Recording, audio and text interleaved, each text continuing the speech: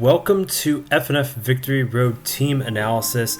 In this video series, I'm going to be analyzing the teams that participated in the FNF Victory Road Draft League and taking a look at how they did. In this video, I am starting with the first playoff eligible team that I am analyzing. So this is one of the 6 finalists of the FNF Draft League. It is Downtown Darmanitan.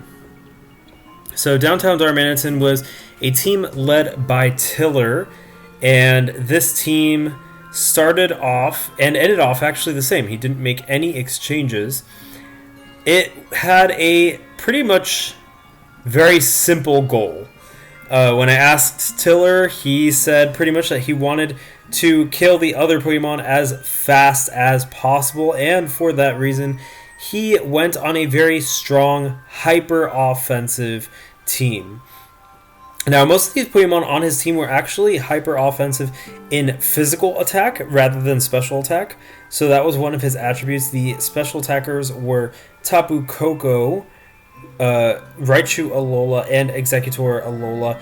The rest of them all attacked on the physical side. So that is one of the things that defined his team, his very strong physical attackers that pretty much overwhelmed the other teams in their approach to battling. And that was pretty much the key that he gave me. And 2 Pokemon that we'll see a lot in his battles are Tapu Koko and Zygarde 10%. So those are 2 that definitely go really well together and cover each other's offensive synergy really well. They go together really well. So let's take a look and see how this very hyper-offensive team did against the others. So we have the battle record here. He had a very good first few weeks. First loss in the 4th week, back to winning, and then had a brief 3-week period of losses, and then went back into the wins on the final 2 weeks. Overall, 6-4 record. Pretty solid. He ended up rank 4 in the league, so very good performance by Tiller. And let's see how each individual battle did. So his first battle was versus Detroit Dunsparces, and in this battle I could pretty much summarize it in 3 words: Sticky Web Defiant. So Galvantula set up a Sticky Web, Bisharp came in and got the boost, and pretty much was able to sweep after that with that Sticky Web boost due to Defiant. So, yeah, that's pretty much exactly what happened. I think this battle would have gone a lot differently if Venomoth was able to Sleep Powder, but because of electric terrain, actually Sleep was blocked, and I think Startoad was at a disadvantage not knowing that at the time he used it. But overall, Bisharp was really strong in this matchup, which caused it to actually get the first title of MVP. Mr. One, the Bisharp, getting that title with those very strong sucker punches powered by Swords Dance. Really well deserved. Next, we go into the battle with Edgar, Canopy Defenders. And in this battle, he actually pulled out a few interesting strategies. One of those strategies was, instead of going for the hyper offense with Mega Sharpedo, he ended up using Destiny Bond. And that Destiny Bond was actually able to take down Garchomp, which Mega Sharpedo otherwise wouldn't have been able to take down, I believe, because Mega Sharpedo must have lacked Ice Fang, otherwise I think he would have used it. So instead he went for the Destiny Bond, taking down Garchomp and sealing the deal for the other remaining Pokemon to be taken down by Barbara the Barbaracle. Really close match, and I think Tiller was struggling with burns from the Mimikyu on Edgar's team, so that helped tighten the gap and take a lot of his physical attackers on. But Tapu Koko was able to do massive damage and pivot in and out, even having the burns. So pretty nice match from both these trainers this time around. We have the next match was versus Elemental Dragons. This is King Fuse's team, and overall I think the match really sped up and started going quickly once Zygarde 10% was able to take down some Pokemon. Clefable being one of those Pokemon, which was a big key in King Fuse being able to block that very strong offensive presence and ignore any stat boosting moves. Clefable was pretty much his key to be able to do that. So I think that loss of Clefable was really bad for Tiller, and ultimately, for King Fuse, not for Tiller. It was good for Tiller.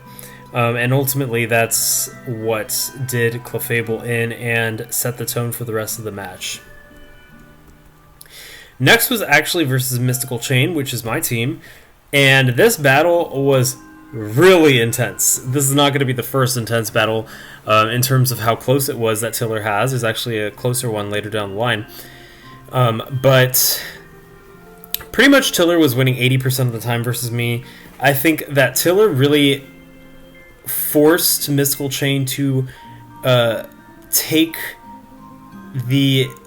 force the pace of the match onto Mystical Chain. Mystical Chain being a little bit more defensively oriented than Tiller's team, but all the pivoting and the KO switch really was forcing my team to play on his terms. And that was incredibly effective in taking down most of my Pokemon.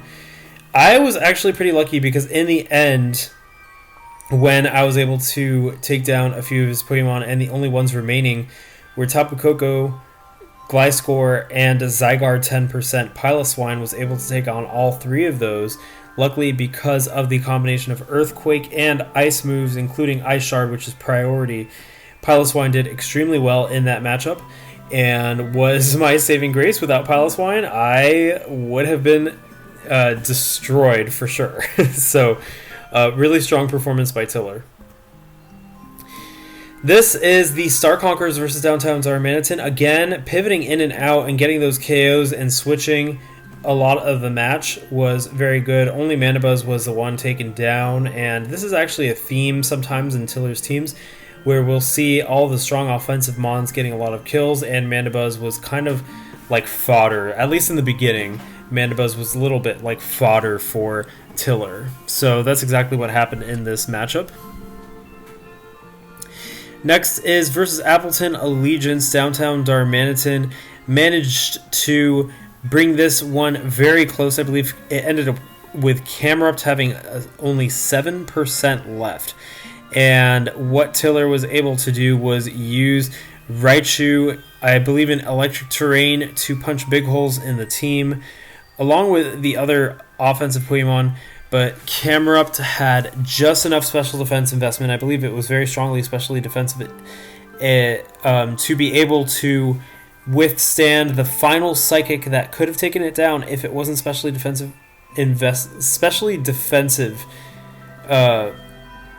And that Camerupt was able to land the finishing blow on Raichu. So that was a really intense match. Ninetales Alola also coming in on the Earthquake from Zygarde 10% was really intense for him. But overall, huge punches thrown from both sides. Really intense. Next is Grand Island Jolteons versus Downtown Darmanitan. And Grand Island Jolteons actually used Trick Room and was able to use it to some decent extent. Tyrantrum also with the Choice Scarf and the Head Smash. It was really hard for Tiller's team to break through that. Bisharp was able to get a couple KOs along with Darmanitan, but overall, Tyrantrum really was the one that was doing a lot, as well as Mudsdale. So those two really managed to set that pace of the team. I believe Mudsdale was actually Choice Banded, and its attacks did a lot of damage. Next we have Rio Grande Rapidash, and Tiller was able to put up a good fight, especially with Golisopod being able to come in on a lot of different attacks and fire off strong attacks, but Latios was the one that clinched it for Rio Grande Rapidash, especially with two moves, Devastating Drake versus Buzzwole and Draco Meteor versus Zygarde 10%. Massive damage dealt in both instances, and I think those holes punched through that team were enough to take Tiller down. Golisopod did carry a lot of that work, but ultimately was taken down when it couldn't get rid of Mega Aggron, who had Stone Edge to deal with Golisopod. Butcher Blissies is the next battle where Tiller manages to turn the losing streak into a winning one. And Mega Altario is really his biggest problem, but this is the first time that we actually see Mandibuzz is the one who takes the cake of the MVP of the match, not dying and getting 3 KOs. I think the reason Mandibuzz was so effective was because it was able to utilize both Toxic and its strong defense to wall attacks from the Pokemon on Fingered Witch's team and be able to heal off any damage that was done to it while the opponent just gets Toxiced. So this is actually Tiller's first time into Stall in this league, and this is what he said was his favorite match in the league, his quote-quote sweep with Mandibuzz, where Mandibuzz was actually able to be a valuable asset to his team, because traditionally in the league, Mandibuzz was usually the one on his team that just died and didn't really do much. So this was a really good match for Vicky the Mandibuzz. Next we have Downtown Darmanitan, and versus Downtown Darmanitan, versus Whooper Blooper. The phone ringing in the background caught me off guard. We have Whooper Blooper versus Downtown Darmanitan, and Whooper Blooper actually put up an incredible fight. It was pretty much even and evenly spread out from both sides. Sylveon was really Whooper Blooper's big switch into a lot of Downtown Darmanitan's attacks. Tiller was able to switch in and out some Pokemon, get a kill here, get a kill there, die here, die there. His final hurrah at the end was Barbaracle, actually setting up Shell Smash and taking down Serperior. But Quagsire was actually able to come in on the Shell Smash and ignore it with Unaware and take it down. However, because Chandelure was choiced, it had two options. It could either take down that final Pokemon, which I believe was Tapu Koko, and then Mega Sharpedo, or it could take down Tapu Koko and die to Mega Sharpedo. The latter was ultimately what happened because Mega Sharpedo was able to take it out. It had Protect, so it didn't matter either way, but very close and well played by Tiller. So that was the regular season for Tiller, and Zygarde is definitely up there with the most KOs. Tapu Koko, it says 10%, it should say 100%, that is my bad. But Tapu Koko was used in every single match for Tiller, and Zygarde 10% was used in almost all the matches, 90% of the matches. Definitely his favorite Pokemon to use, and that's what he told me himself, that he really liked using Zygarde 10%, and I could see why, because that KD was pretty good. Its differential's really high.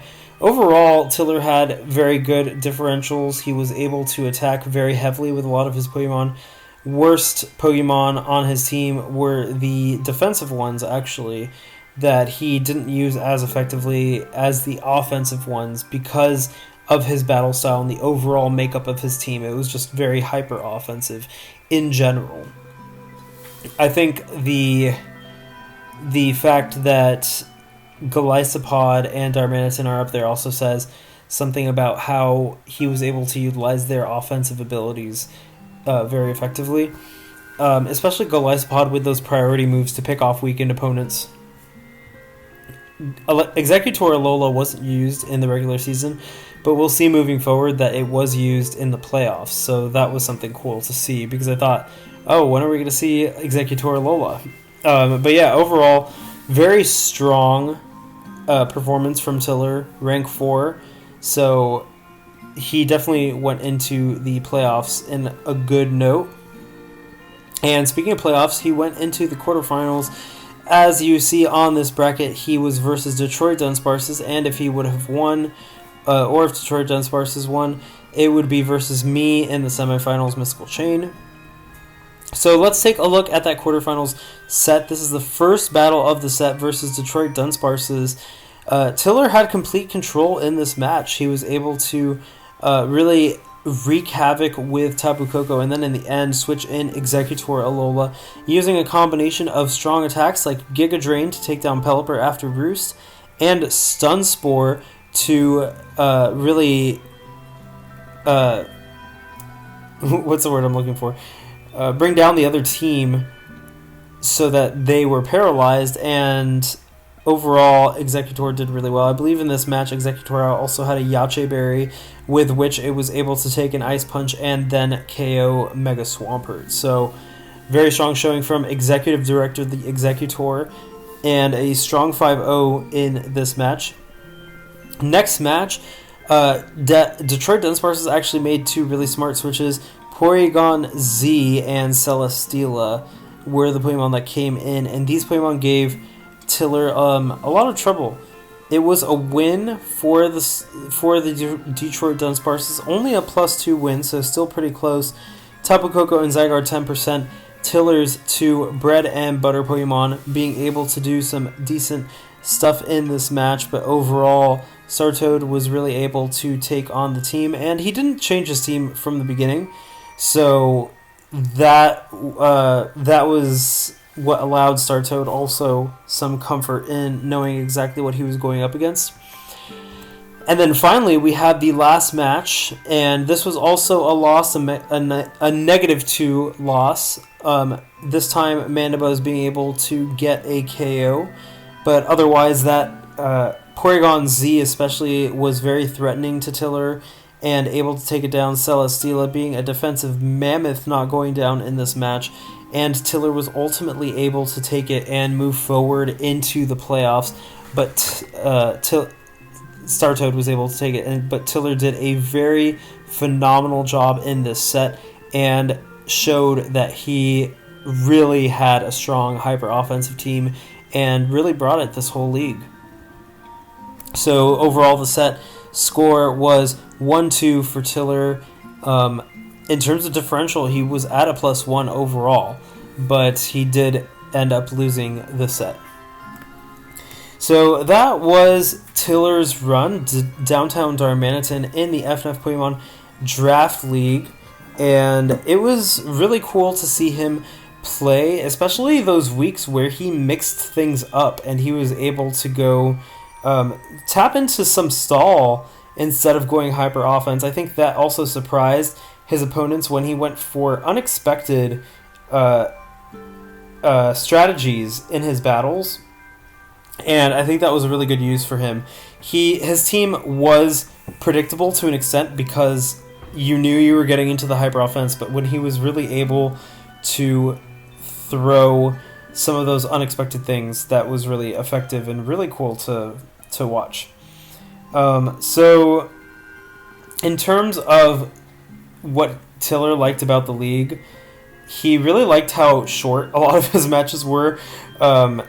His matches were definitely the shortest in terms of how many turns happened, and he usually didn't take too long to pick his moves. So if you were in a match with Tiller, you knew it was going to be short for better or for worse.